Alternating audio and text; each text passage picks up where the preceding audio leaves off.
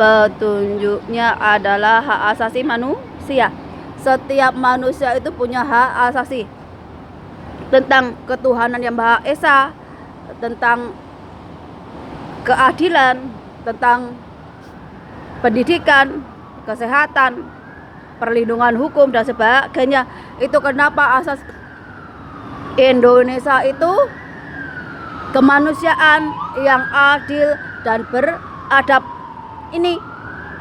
Jadi kita setiap manusia itu nggak kira mulai dari Indonesia, Afrika, Cina dan negara manapun, semua manusia punya hak yang sama, yaitu apa? Cara beribadah kepada Tuhan sesuai dengan keyakinannya. Pendidikan, semua orang punya hak untuk cari ilmu, untuk mendapatkan pendidikan agar dia itu cerdas lahir batin, jasmani dan rohani.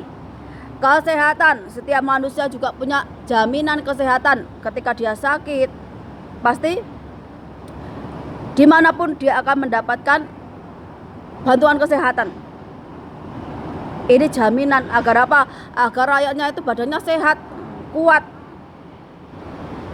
Dan jaminan hukum, semua orang di mata hukum itu sama, nggak kira kamu bangsa manapun ataupun kamu agama apapun, di mata hukum kamu sama, nggak kira nggak kaya ataupun miskin. Jadi nggak ada berat sebelah, nggak ada yang namanya oh hukum itu bisa dibeli atau enggak. Tempat tinggal, semua orang itu juga punya asas yang lainnya, yaitu hak asasi untuk punya tempat tinggal, di mana dia itu bisa hidup nyaman, aman, damai, tercukupi makan, minum, bahagia. Dan ini difasilitasi oleh seorang pemimpin. Entah dia punya negara, dia punya kerajaan, ataupun dia punya daerah kekuasaan. Tugas ini dari pemimpin, pemerintah, untuk menyediakan hak-hak asasi manusia yang diperlukan oleh manusia. Dan ini yang perlu kita ingat kembali, bahwa apa? Bahwa kita itu hidup di zaman modern, di zaman sekarang, yang kita punya pandangan hidup tentang kemanusiaan yang adil dan beradab. Jadi yang kita nomor satukan apa?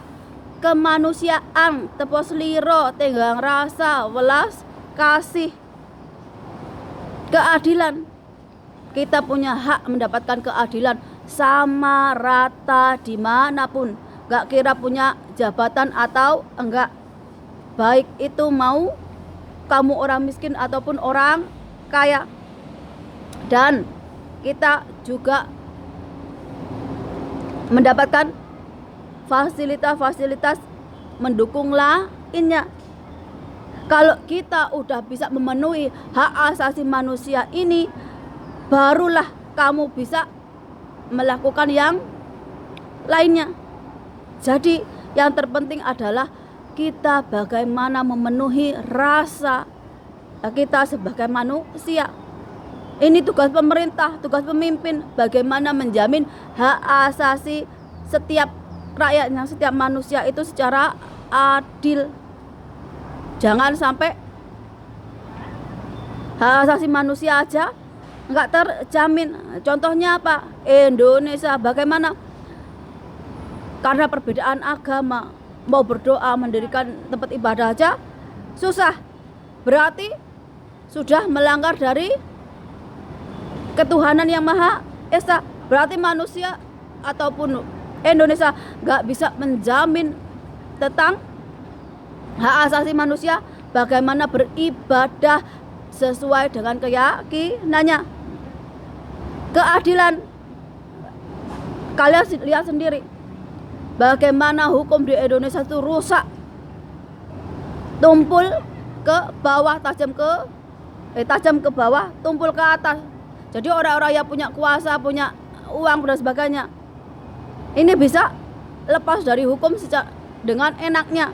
Kalau nggak viral, itu nggak ada proses hukum. Banyak sekali nih, bahkan korban-korban dari perkosaan itu banyak yang diselesaikan dengan mediasi ataupun dengan uang damai istilahnya. Ini yang ngajarin kita untuk nggak taat hukum. Adab ini penting. Kenapa? Karena orang berilmu tanpa adab itu malah rusak. Nih, banyak sekali kalian lihat orang-orang yang pinter, orang-orang yang cerdas, tapi nggak punya adab, nggak punya moral, nggak punya etika. Jadinya apa?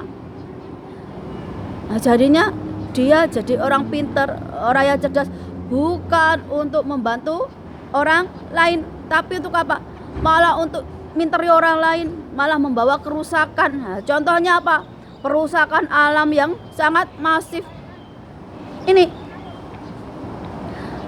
hasil alam Indonesia yang melimpah ruah, yang seharusnya itu untuk rakyat, malah jadi milik perorangan, milik kelompok, bahkan untuk pribadi.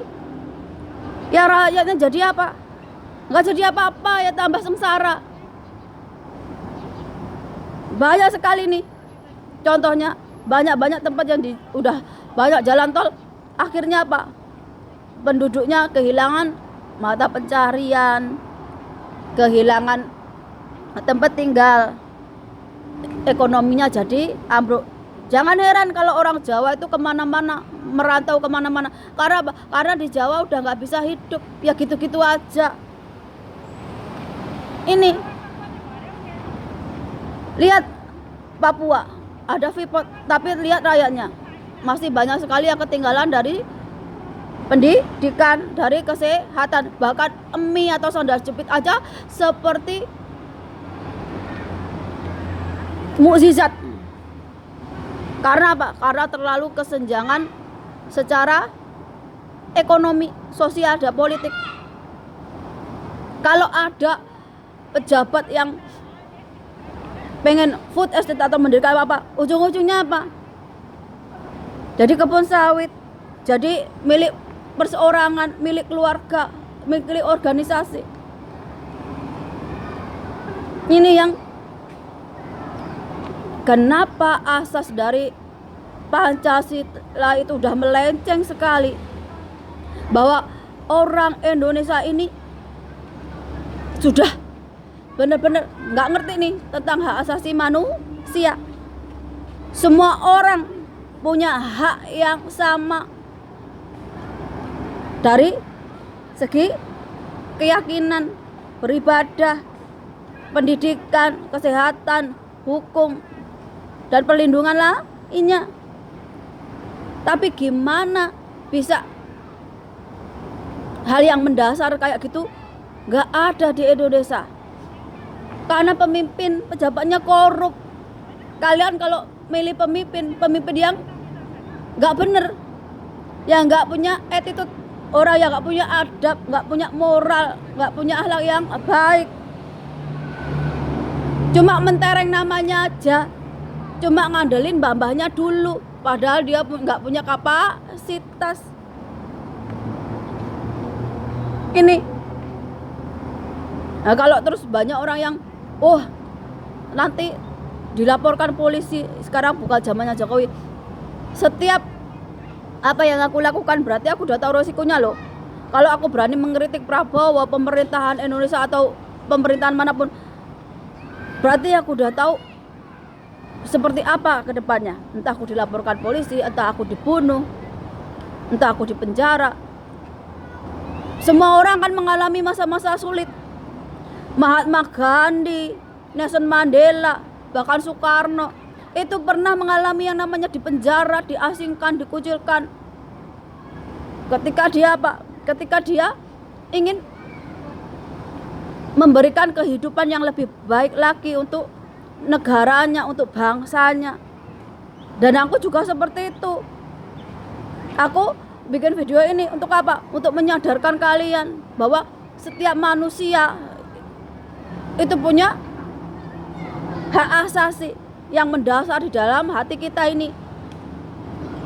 Dan pemerintah, pemimpin, presiden seperti Jokowi, Soeharto, Prabowo dan lain-lainnya di dunia ini sama tugasnya memberikan jaminan hak asasi manusia itu terpenuhi, bukan memperkaya diri, golongan, keluarga dan sebagainya, yang akhirnya apa? Membawa kehancuran kepada satu bangsa, satu negara. Nah, kalau saya jadi pemimpin, jadi presiden atau jadi ratu, terus rakyatku hidup sengsara, keadaan gak damai, perang, bahkan narkotika merajalela, sehingga anak-anak itu gak tumbuh sewajarnya, pendidikan morat-marit, kesehatan morat-marit, orang mau beragama aja dipersekusi. Kira-kira kalau saya normal, kira-kira saya bisa tidur enggak? Enggak kan?